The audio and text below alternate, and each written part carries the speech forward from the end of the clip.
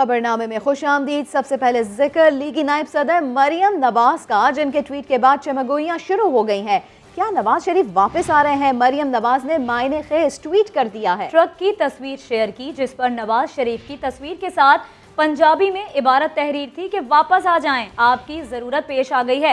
हुकूमत के बाद लीगी हल्के भी नवाज शरीफ की वापसी की सदा लगाना शुरू हो गए। तफसीलात इस रिपोर्ट में।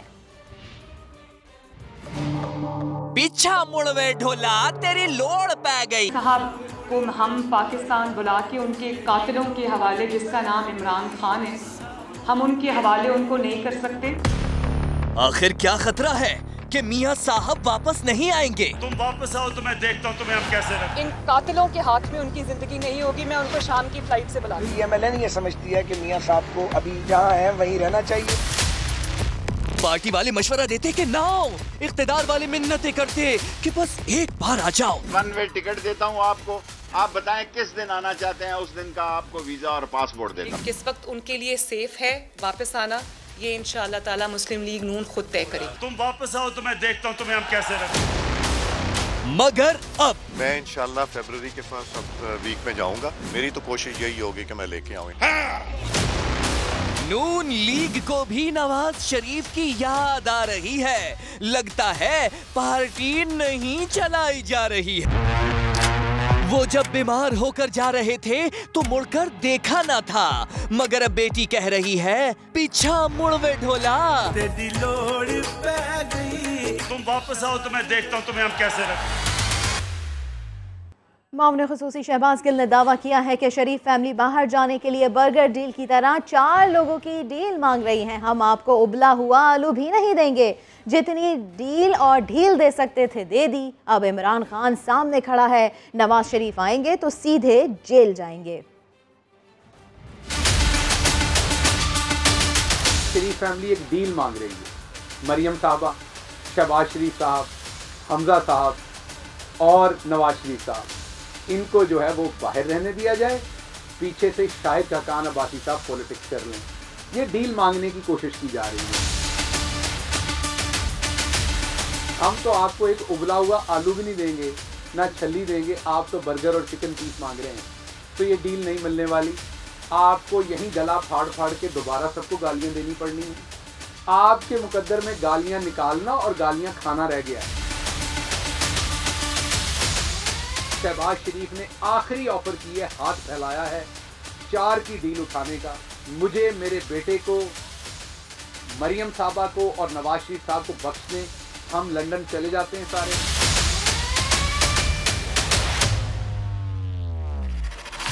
मैं अब आपको बताता हूं, इमरान खान ने मोहर तैयार रखी हुई है, हाथ में पकड़ी हुई है, और वो मोहर है आपके वारंट पे, जिसके थ्रू आपने जाना है जेल में।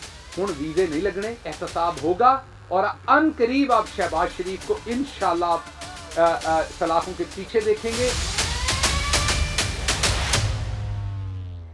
साबिक वजीर आजम शाहिद खाकान अब्बासी कहते हैं, अयाज सादिक से पूछा कि आपने नवाज शरीफ की वापसी से मुताल्लिक क्या बयान दे दिया?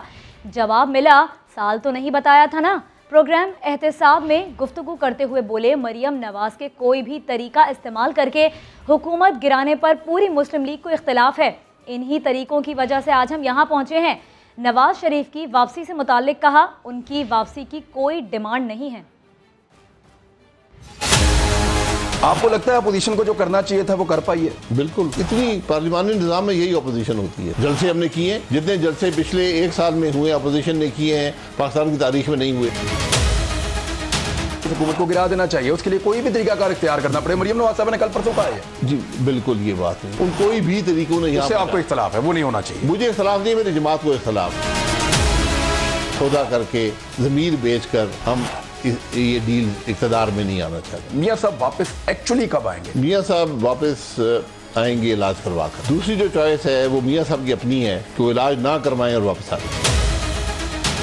मुझे ये वाली गारंटी मिले तो मैं आज शाम को बुला लूँ, उनकी साहबजादी ने कहा। कोई स्टेटमेंट नहीं देता, आप सवाल करते हैं, हम जवाब दे देते हैं, जो हमारी उस वक्त सोच होती है उसके मुताबिक। मैं बात कर रहा हूँ अयाज सादिक साहब की। लेकिन अयाज सादिक साहब से मैंने पूछा तो उन्होंने कहा मैंने साल तो नहीं बताया था ना। मैं कहता 20 जनवरी से पहले आ जाएगी। पार्टी में कोई डिमांड होती है कि मियाँ साहब आ जाएं? बिल्कुल डिमांड नहीं, बिल्कुल डिमांड नहीं। लीगी रहनुमा एहसन इकबाल ने हुकूमत पर तनकीद के निश्तर चला दिए। कहा इमरान खान के पास रिटायर्ड हर्ड होने के सिवा कोई चारा नहीं। उन्होंने पिच ना छोड़ी तो तमाशाई मैदान से निकाल देंगे। लोगों ने आटा ज्यादा खाया है, इसलिए मुल्क से आटा गायब हो गया है। ये कल को ये भी कहेंगे कि पाकिस्तान के अंदर पेट्रोल इसलिए महंगा हो गया है कि हर बंदा गाड़ी में टैंकी फुल करा रहा है। अब उसके पास सवाए रिटायर्ड हर्ट होने के कोई ऑप्शन नहीं बची है।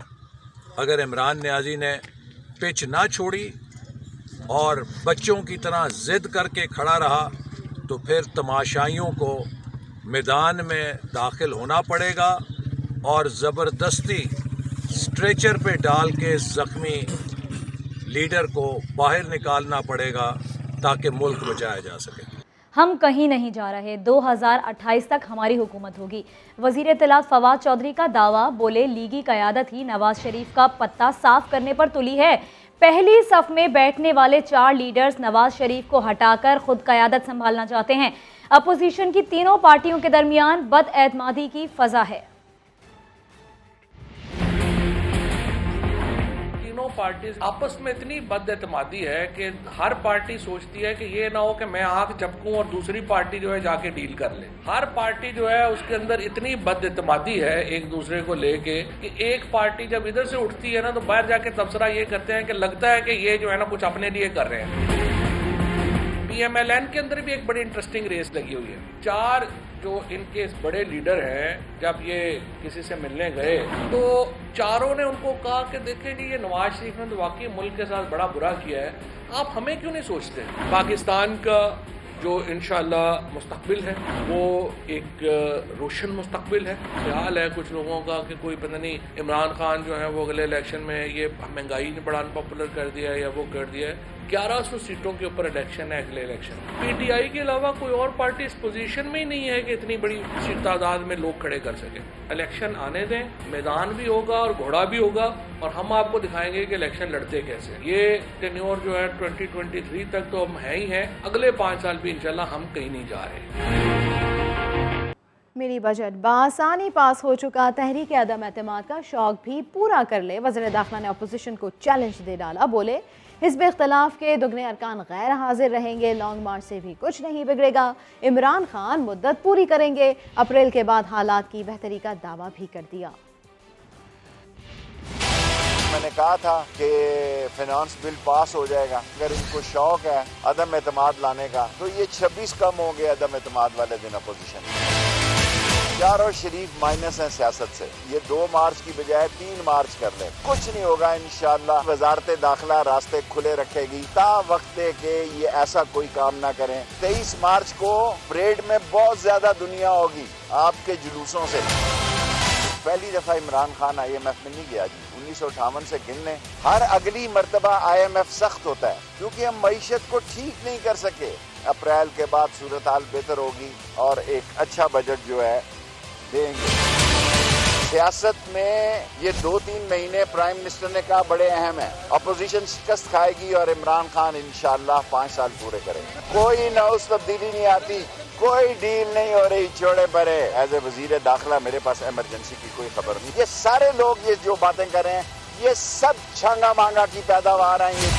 अपोजिशन लीडर शहबाज शरीफ ने पेट्रोलियम मसनूआत की कीमतों में इजाफे को मुस्तरद कर दिया। ट्विटर पैगाम में शहबाज शरीफ ने 3 रुपए फी लीटर इजाफा जुल्म करार दिया। कहा यह गरीब आवाम के खिलाफ मुआशी दहशतगर्दी है। आलमी मंडी में कीमतें कम होने पर आवाम को रिलीफ नहीं दिया गया। पेट्रोलियम मसनूआत में इजाफे पर खूब फुर्ती दिखाई गई। हुकूमत आवाम को महंगाई की दलदल में डुबो चुकी है।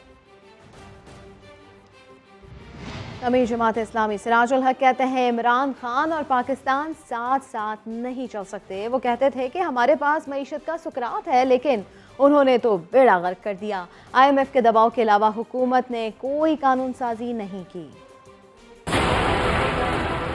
यही कहते थे हमारे साथ असद उमर, मईशत का सुकरात मौजूद है। PTI ने मईशत का बेड़ा गर्क कर दिया। कशकोल लेकर एक एक मुल्क में भीख मांगता है पाकिस्तान।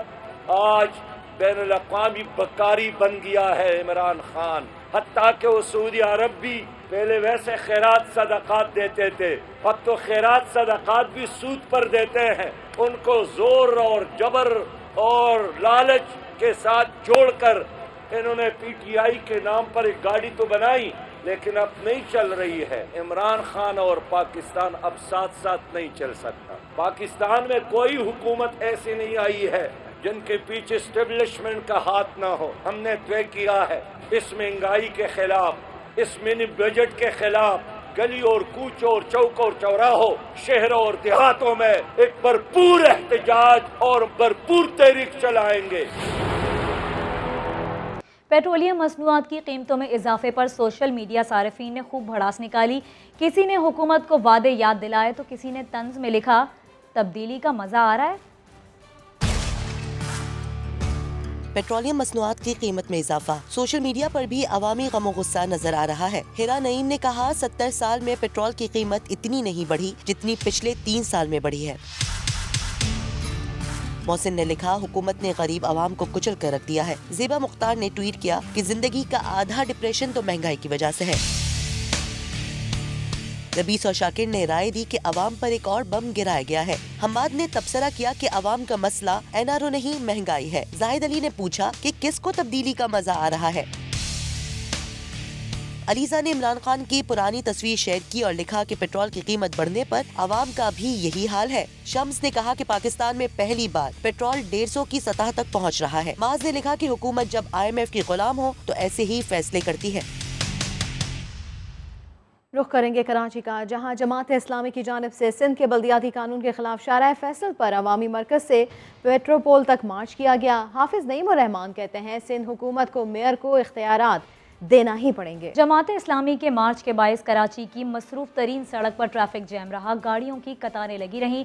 अवामी मरकज से मार्च शुरू हुआ तो सदर जाने वाले रोड का एक ट्रैक खुला हुआ था, लेकिन जूं जूं वक्त गुजरता गया ट्रैफिक जैम होता गया और गाड़ियों की कतारें लग गईं। छुट्टी के रोज घर से तफरी के लिए निकलने वाले शहरी भी रात तक बदतरीन ट्रैफिक जैम में फंसे रहे। आगे बढ़ते हुए आपको बताएं कि सानिया मरी की तहकीकाती कमेटी ने इब्तदाई रिपोर्ट तैयार कर ली। रिपोर्ट में कहा गया है कि बर्फ़ हटाने और सफाई की मशीनरी पॉइंट्स पर मौजूद नहीं थी। महकमा जंगलात के मुलाजमीन ने नंबर्स ही बंद कर दिए थे। इब्तदाई तहकीकाती रिपोर्ट वज़ीर आला पंजाब को पेश की जाएगी। लोग यार बहुत हो गए, 3 लोग बहुत हुए। सानिया मरी भुलाए नहीं भूलता, वो रात सयाहों पर कयामत खेज गुजरी। मरी में कंडीशन बहुत खराब है, 16 लोग मर गए ऑक्सीजन की कमी की वजह से। और अगर मैं मरी इस बर्फबारी में ना जाता, 2 दिन वहाँ ना रहता, मैं सुबह तक ये 700 गाड़ियाँ ना निकलवाता, तो ये 23 की बजाय 30-40 लोग मर जाते, जिन लोगों को मैंने 2 दिनों में निकाला वहाँ जाके। कोई चीज अपनी जगह पे नहीं थी। इससे ज्यादा मैं कुछ नहीं कहना चाहता। लोग जानों से जाते रहे, मदद को पुकारते रहे, लेकिन कोई मदद को ना पहुंचा। सानिया मरी के दौरान किस किस ने गफलत बरती? कमेटी की इब्तिदाई रिपोर्ट तैयार। मैट डिपार्टमेंट ने बर्फानी तूफान की पेशगी इतला नहीं दी थी। बर्फ हटाने और सफाई की मशीनरी पॉइंट्स पर मौजूद नहीं थी। रिपोर्ट में वाजे किया गया है कि बाड़िया रोड पर मशीन में डीजल खत्म हो गया। महकमा हाईवे कंट्रोल ने मुताद्दिद पैगामात के बावजूद मशीनरी बर वक्त ना भेजी। रिपोर्ट में ये भी बताया गया है कि महकमा जंगलात के मुलाजमीन ने दरख्तों के गिरने की इत्तला पर मुताल्लिका नंबर्स बंद कर दिए। सयाहों का मरी में दाखिला तो खुल गया, लेकिन सारा दिन सड़कें वीरान, बाजार सुनसान और दुकानदार परेशान रहे। इंतज़ामिया ने यौमिया 8000 गाड़ियों के दाखिले की इजाज़त दी, मगर पहले दिन सिर्फ 1200 गाड़ियाँ ही पहुँची। ज़हीर अली खान की रिपोर्ट देखिए। पाबंदियां खत्म होने के बाद पहले रोज मलका कोहसार में सियाहत का जैसे नया जन्म हुआ। सुबह से दोपहर तक रस्ते और बाजार वीरान, मसरूफ तरीन रहने वाला माल रोड भी सुनसान था। थोड़े बहुत जो सयाह आए वो भी बेरौनकी का गिला करते रहे। कोई रश नहीं है, कुछ भी नहीं है। इस दफ़ा हर चीज़ के रेट ज़्यादा हुए हैं। अभी हम चेयर लिफ्ट पे भी गए हैं तो मतलब पिछली दफ़ा हम आए थे 500 था, इस दफ़ा 850। मैं फर्स्ट टाइम आई हूँ, लेकिन मुझे बिल्कुल मज़ा नहीं आया। जीका गली, कुलडना समेत दीगर बाजारों में कारोबार ठप और दुकानदार परेशान रहे। मरी तो आज खुला, लेकिन कारोबार बिल्कुल जो है ना जीरो नहीं। अभी तक तो हमारे पास कोई टूरिस्ट अभी नहीं पहुंचा, पिछले 7 दिन से बिल्कुल होटल खाली पड़े हुए हैं। दिन ढले तक रौनक कुछ बढ़ी, सेल्फियां ली गईं और मलका कौसार के अच्छे दिनों की झलकियां नजर आने लगी। मरी में रोजाना 8000 गाड़ियों को दाखिले की इजाजत है, मगर पहले रोज सिर्फ 1202 गाड़ियां ही आईं। सयाहों पर शाम 5 बजे की पाबंदी सिर्फ मरी में दाखिले के लिए है। वापसी के रास्ते 24 घंटे खुले हैं। सानिया, मरी के 8 रोज़ बाद सयाहती सरगर्मियां दोबारा शुरू हो गई, लेकिन सयाह ना होने के बराबर हैं। इमरजेंसी सूरत हाल से निपटने के लिए कंट्रोल रूम कायम कर दिया गया है। हमारे नुमाइंदे ज़हीर अली खान वहीं पर ही मौजूद हैं, उनसे बात कर लेते हैं। जी ज़हीर, आगाह कीजिए। इस वक्त मैं मौजूद हूँ मरी के कंट्रोल रूम में और हमारे साथ मौजूद हैं असिस्टेंट कमिश्नर मोहम्मद उमर मकबूल साहब। इमरजेंसी हो जाती है जिस तरह पहले हुई है तो फौरी तौर पर मैं आपके पास गाड़ियाँ शाड़ियाँ हैं, अलर्ट है महकमे? बिल्कुल, जो हमारे महकमे हैं वो फील्ड के अंदर भी हैं, उनके जो डिफरेंट पॉइंट्स हैं उसके अंदर मशीनरी भी है, स्टाफ भी, कैंप्स इस्टेब्लिश हो चुके हैं। जो कॉल यहाँ पर रिसीव होगी वो उनको इन्फॉर्म करेंगे ताकि वो उस कंसर्न बंदे के पास पहुँचे और कोई भी मुश्किल हो तो उसको हल करें वहाँ पर। जी बिल्कुल, इनका ये कहना था कि तमाम तर तैयारियां हमने मुकम्मल कर ली हैं और टूरिस्ट को मुकम्मल तौर पर फैसिलिटेट किया जाएगा। इन केस अगर इमरजेंसी हो जाती है तो तमाम महकमे अलर्ट रहे। कोरोना के फैलाव में रिकॉर्ड इजाफे के पेश नज़र महकमा सेहत सिंध ने स्कूलों में कोरोना टेस्टिंग का फैसला कर लिया। नताइज देखते हुए स्कूल्स बंद करने या खुले रखने का फैसला होगा। आपको बताएं कि महकमा सेहत सिंध की जानिब से तमाम DHOs को मरासला जारी कर दिया गया है, जिसके मुताबिक हर ज़िले के स्कूलों से 100 नमूने जमा किए जाएंगे। महकमा सेहत सिंध रिपोर्ट के नताइज से टास्क फोर्स को आगाह करेगा। कोरोना केसेस की शरह देखकर स्कूल्स बंद या खुले रखने का फैसला किया जाएगा। PIA के पायलट की मनमानी, रियाद से इस्लामाबाद के लिए परवाज पहले मौसम की खराबी के बायस ताखीर का शिकार हुई। फिर पायलट ने ड्यूटी टाइम खत्म होने का कहते हुए जहाज उड़ाने से इनकार कर दिया। शहजाद अली की रिपोर्ट। मौसम की खराबी का PIA पायलट पर असर हो गया। रियाद से इस्लामाबाद आने वाली परवाज PK 9754 को पहले खराब मौसम का कहकर दमाम एयरपोर्ट पर उतारा। मौसम ठीक हुआ तो ड्यूटी टाइम खत्म होने का कहते हुए पायलट आराम करने चला गया। कप्तान की मनमानी पर मुसाफिरों का पारा चढ़ गया। मुसाफिरों ने एहतजाज करते हुए तैयारे से उतरने से इनकार किया तो PIA अमले ने इन्हें चुप कराने के लिए सिक्योरिटी स्टाफ को तलब कर दिया। कौमी एयरलाइन के तर्जुमान ने भी कप्तान की तरफदारी करते हुए कहा, फिजाई सेफ्टी के लिए पायलट का मुकम्मल पुरसकून होना जरूरी है। अमले और मुसाफिरों के होटल में ताम का बंदोबस्त कर दिया। इन्हें रात 11 बजे इस्लामाबाद पहुंचा दिया जाएगा। सदर मुमलिकत आरिफ अलवी ने FBR की बद इंतजामी पर बुजुर्ग शहरी से माजरत कर ली। चेयरमैन FBR को जिम्मेदारों के खिलाफ कार्रवाई का हुक्म दे दिया। FBR ने सिर्फ 2300 रुपये के रिफंड का मामला साल भर तक लटकाए रखा। 82 साल अब्दुल हमीद ने PTCL और सेलफोन बिलों के एडवांस टैक्स कटौती की दस्तावेज जमा करवाई थी। FBR के यूनिट अफसर ने दावे को असल सर्टिफिकेट न होने की बुनियाद पर मुस्तरद कर दिया था। विफाकी टैक्स मुहतसिब ने शहरी को अदायगी और अफसर के खिलाफ कार्रवाई का हुक्म दिया। सदर मुमलिकत के पास अपील दायर कर दी। सदर मुमलिकत ने कहा, FBR के किसी अफसर को मामले पर गौर की तौफीक ना हुई। अब्दुल हमीद से माजरत चाहता हूँ। इसी बुलेटिन में जानिए, सहरा में महारत और रफ्तार का मुकाबला। और अब खबर अमरीकी रियासत टेक्सास से, जहां पर यहूदी इबादत गाह में लोगों को यरगमाल बनाकर डॉक्टर आफिया सिद्दीकी की रिहाई का मुतालबा करने वाला शख्स मारा गया। पेशावर में क्रिकेट के मैदान सजेंगे, ना ही तमाशाई छक्के चौकों का नज़ारा करेंगे। शहर में 2 स्टेडियम पर तामीराती काम ताखीर का शिकार है। शहरियों में मायूसी की नज़र फैल गई। इरफान मूसाज़ई की रिपोर्ट।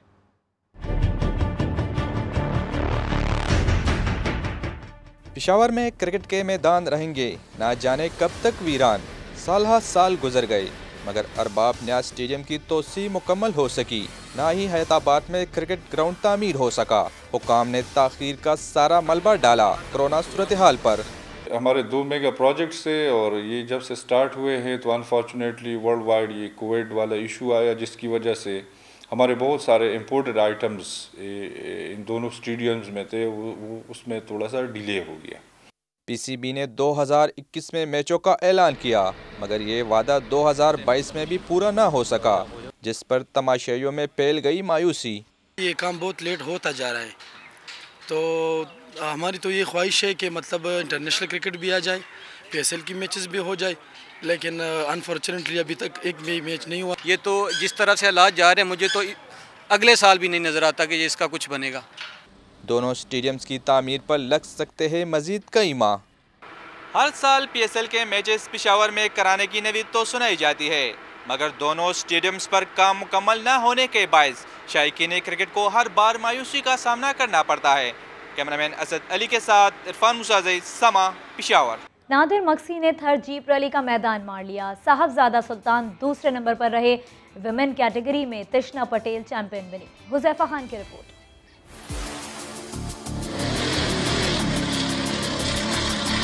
थर में थी रफ्तार की जंग। कच्चे और पथरीले ट्रैक पर मुकाबला था महारत का।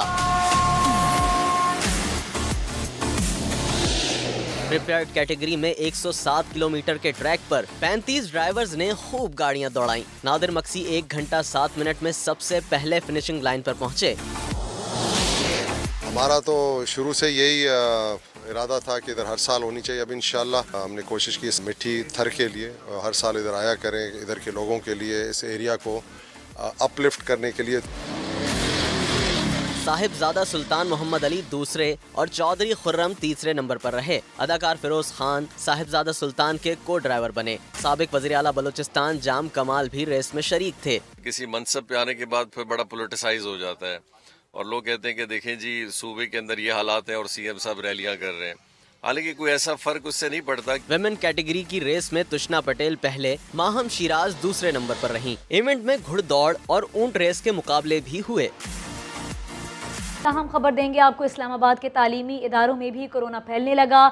2 वफाकी तालीमी इदारों में कोरोना केसेस रिपोर्ट हुए हैं। दोनों इदारों को सील करने का फैसला कर लिया गया है। बिल्कुल, आपको बताते चले कि इस्लामाबाद के तालीमी इदारों में भी कोरोना फैलने लगा है। 2 वफाकी तालीमी इदारे यहाँ पर कोरोना केसेस रिपोर्ट हुए और ऐसे में दोनों इदारों को सील करने का फैसला किया गया है। कोरोना मुसलसल बढ़ रहा है और अब इस्लामाबाद की अगर बात की जाए तो यहाँ पर तालीमी इदारों में भी कोरोना फैलने लगा है।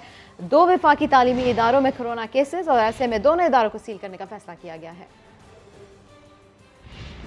42वीं कौमी कबड्डी चैंपियनशिप का फाइनल मुतनाज़े हो गया। पहले वापडा को फातेह करार दिया गया, लेकिन फिर फैसला तब्दील करना पड़ा। वापडा और एयरफोर्स को मुश्तरका चैंपियन करार दे दिया। वजीर मुमलिकत फारूक हबीब इनामात तकसीम किए बगैर वापस चले गए। लाहौर से कादिर ख्वाजा की रिपोर्ट। पंजाब स्टेडियम में कबड्डी चैंपियनशिप के फाइनल में मुकाबला था वापडा और पाकिस्तान एयरफोर्स का। मैच के आखिरी लम्हात में ऑफिशियल्स के फैसले मुतनाज़ा बन गए। कभी वापडा तो कभी एयरफोर्स की टीम ने फैसला मानने से इनकार किया। शायकीन भी मैदान में दाखिल हो गए। मैच के आगाज में वापडा ने बर्तरी हासिल की, लेकिन फिर एयरफोर्स ने कमबैक किया और मुकाबला 46-46 पॉइंट से बराबर हो गया। आखिरी लम्हात में एयरफोर्स की रेड को वापडा ने रोकने की कोशिश की तो ऑफिशियल्स ने एयरफोर्स को पॉइंट दिया, मगर रिव्यू पर फैसला वापडा के हक में आ गया, जिसके बाद एहतजाज शुरू हो गया। इसी दौरान वजीर मुमलिकत बराए इत्तलात फारूक हबीब बगैर इनामात तकसीम किए वापस चले गए। बोर्ड्स का मुकम्मल हो गया, उनका कोई टेक्निकल रिव्यू चल रहा है। और किसी का सवाल, कोई और सवाल रुकवाया नहीं है, वो टेक्निकल इशू है। सर ये जो इंतजामिया का फैसला है, मेरी तरफ से कोई ऐसा फैसला है। किसी और का कोई सवाल है दोस्त का? जी मेरी तरफ से कोई नहीं, मेरा इसमें कोई अमल दखल। खिलाड़ियों के एहतजाज पर दोबारा रिव्यू हुआ तो वापडा को रेड मिली, मगर हरीफ टीम ने फैसला तस्लीम न किया। पाकिस्तान कबड्डी फेडरेशन ने वापडा को फातेह करार दे दिया, लेकिन कुछ ही देर बाद फैसला तब्दील करके दोनों टीमों को मुश्तरका चैंपियन करार दे दिया गया। कैमरामैन हुरम फयाज और गुलरेज मंशा के साथ कादिर ख्वाजा, समा, लाहौर। बुलंदबाला पहाड़ों के बीच खूबसूरत चरागाहों की वादी सवात के जब्बा बांडा का हुस्न सहरज़दा कर देता है। हसीन वादी की सैर करवा रहे हैं शहाबुद्दीन। वादी स्वात की हसीन चरागाहें। एक चरागाह जब्बा बांडा जो तहसील बहरीन के बुलंदबाला पहाड़ों के बीचों बीच है। यहाँ इन दिनों मुकामी कोहपैमा एडवेंचर करने पहुँचे हैं। वो 3-4 घंटे की वॉक के बाद दिल मोह लेने वाली इस चरागाह तक गए। इस दौरान गिरते बर्फ के गालों ने मजा दोबाला कर दिया।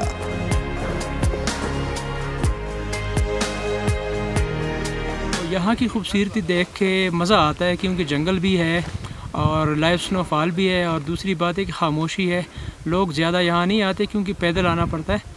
तो बहुत ही खूबसूरत जगह है, प्यारी जगह है। जब्बा बांडा रियासती अहद का मशहूर पिकनिक स्पॉट हुआ करता था। अगर आज भी यहाँ तक सड़क बना दी जाए तो सयाहत को फ़ायदा पहुँचेगा। हमें बहुत खुशी महसूस हो रही है, बहुत ज़बरदस्त जगह है। टूरिस्ट यहाँ आ सकते हैं, यहाँ सब कुछ अवेलेबल है और रिहाइश भी मिल सकती है और बून फायर वगैरह सब कुछ भी अरेंज हो सकता है। जब सर्दी में भूख चमकी, कोह पैमाओं ने गर्मा गर्म खाने तैयार किए, सुरों की महफिल लगा ली। सैयद शहाबुद्दीन, समा, स्वाद।